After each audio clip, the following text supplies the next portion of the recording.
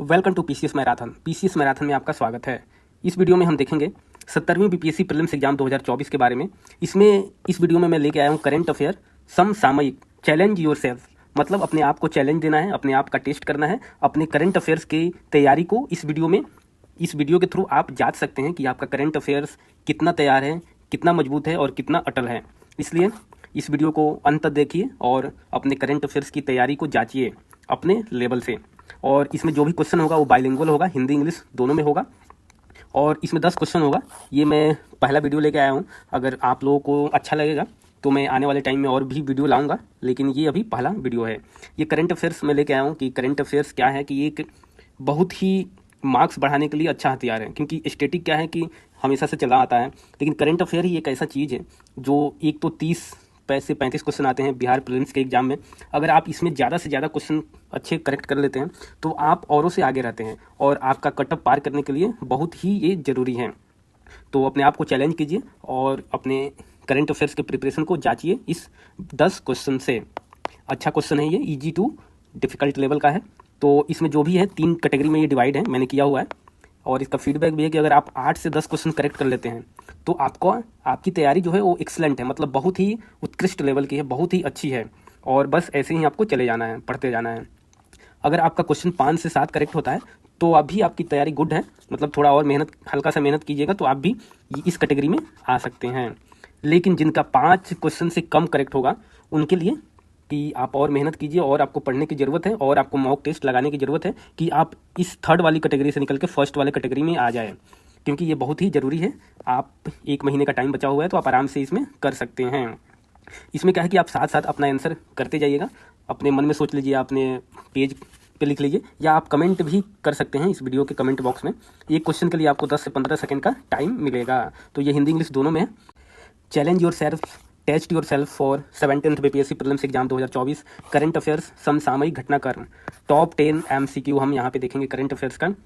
तो क्वेश्चन ये रहा, पहला क्वेश्चन है, which Russian cosmonaut recently set the record for spending the maximum time in space.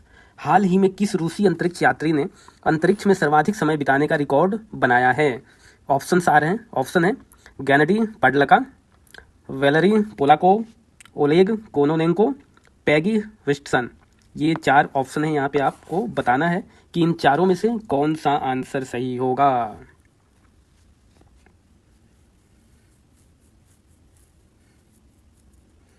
तो आप कमेंट भी कर सकते हैं इस वीडियो के कमेंट बॉक्स में, या लास्ट में भी आप अपना स्कोर बता सकते हैं। या आप देखिए, टेस्ट अपने आप को करना है तो आप सच्चे से ऑनेस्ट होकर अपना टेस्ट कीजिए कि मेरा लेवल क्या है। क्योंकि किसी को दिखाने की ज़रूरत नहीं है, दिखावा नहीं करना है कि मुझे 10 में से 10 क्वेश्चन आ रहे हैं। जितना है उतना ही करना है, उतना ही बताना है। ये आपके लिए आने वाले टाइम में बीपीएससी प्रीलिम्स एग्जाम के लिए बहुत ही बेहतर साबित होगा। तो इसका आंसर होगा, मैं बता दूं आपको, सी इसका आंसर होगा, Oleg Kononenko. Russian cosmonaut Oleg Kononenko set the world record for the most time spent in space, breaking the record of fellow Russian cosmonaut Gennady Padalka. Kononenko is 59 years old and has spent more than 878 days and 12 hours in space। ये क्या है कि ओलेगो कोनेंको के पहले रसिया के ही इनके अंतरिक्ष यात्री जो है गेनेडी पाडलका का रिकॉर्ड था और इन्होंने तोड़ दिया है। तो ये दोनों नाम याद रखना है, क्योंकि आजकल एग्जाम में आ जाता है कि आप ये नाम याद रखिएगा, ओलेग कोनेंको, और वो पूछ देगा कि ओलेग कोनेंको के पहले सबसे ज़्यादा टाइम स्पेंड करने वाले अंतरिक्ष में कौन है। तो ये भी नाम याद रखना है, गेनेडी पाडलका इनके पहले हैं। दोनों रसिया के ही हैं, रशियन अंतरिक्ष यात्री हैं। तो ये दोनों याद आपको रखना है।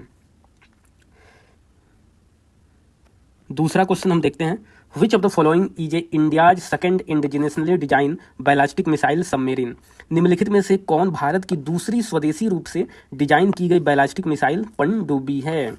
ये है INS Arihant, INS Arighaat, INS Vagsheer, INS Vikramaditya. तो ये ABCD ऑप्शन है, इन चारों में से आपको एक बताने हैं।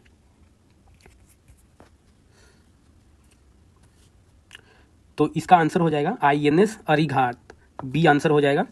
India's second indigenously submarine is the INS Arighaat, a nuclear powered ballistic missile submarine that was commission on August 29, 2024। ये 29 अगस्त को लॉन्च हुआ था 2024 में। भारत की दूसरी स्वदेशी पनडुब्बी INS अरिघात एक परमाणु संचालित बैलिस्टिक मिसाइल पनडुब्बी है जिसे 29 अगस्त 2024 को चालू किया गया था।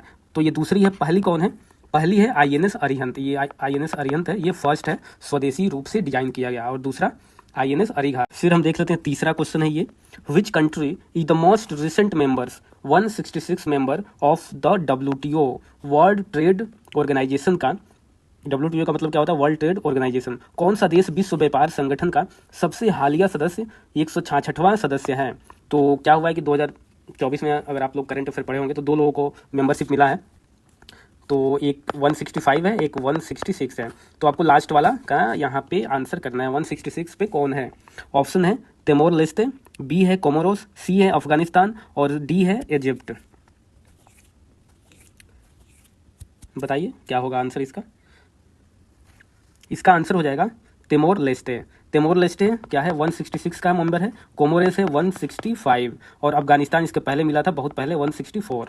तो ये याद रखिएगा, the most recent members of the WTO are Comoros and Timor Leste who become members on February 26, 2024। ये 26 फरवरी को मेंबर हुए हैं, तो याद रखिएगा दोनों का नाम याद रखना है, कोमोरोस 165 है 165वां और तिमोर लेस्टे 160 रखते हैं। ये चौथा क्वेश्चन है, India first green hydrogen fuel cell bus was launched in which state UT।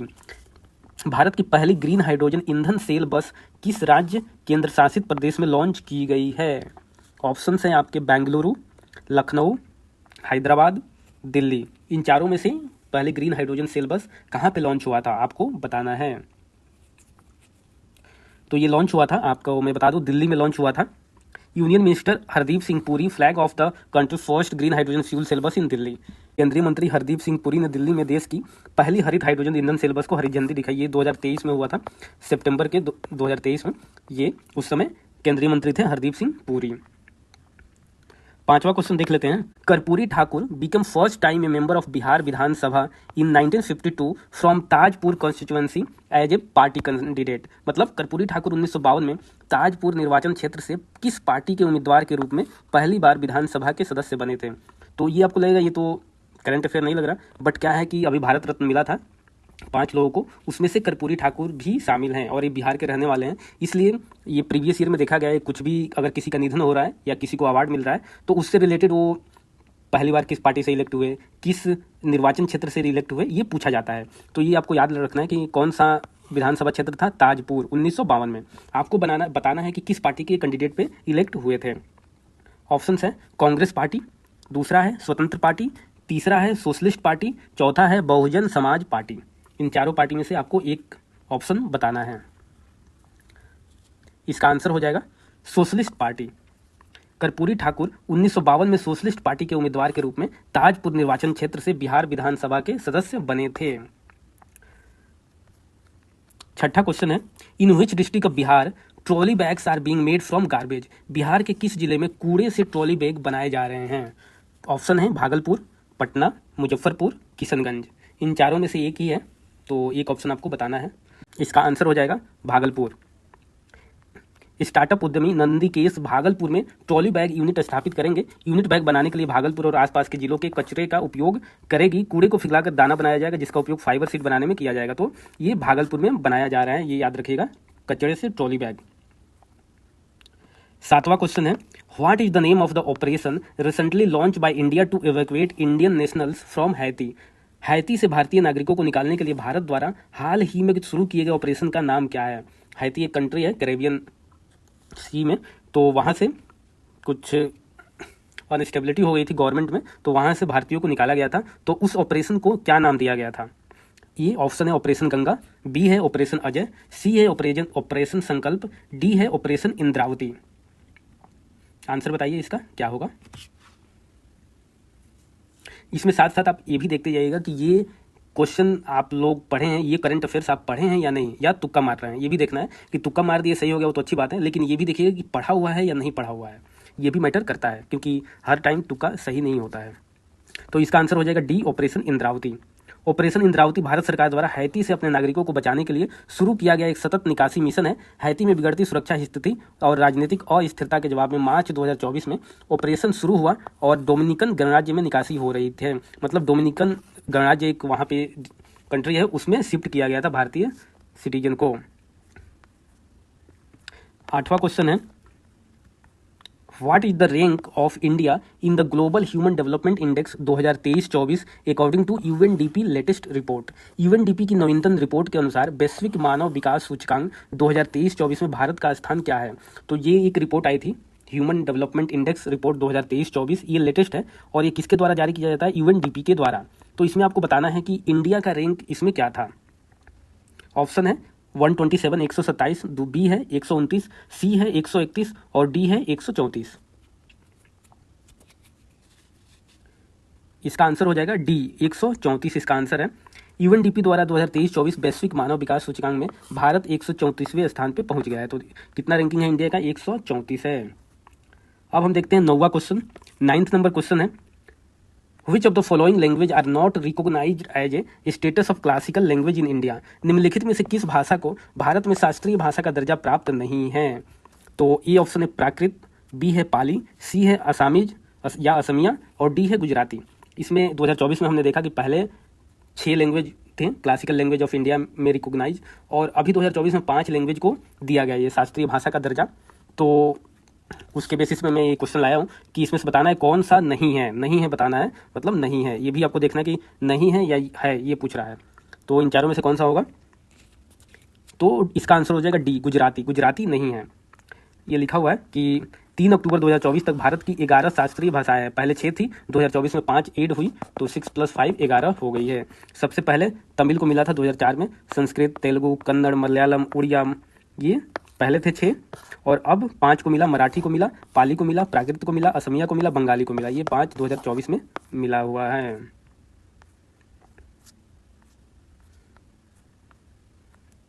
फिर हम देखते हैं लास्ट क्वेश्चन है ये इस वीडियो का, 10th नंबर।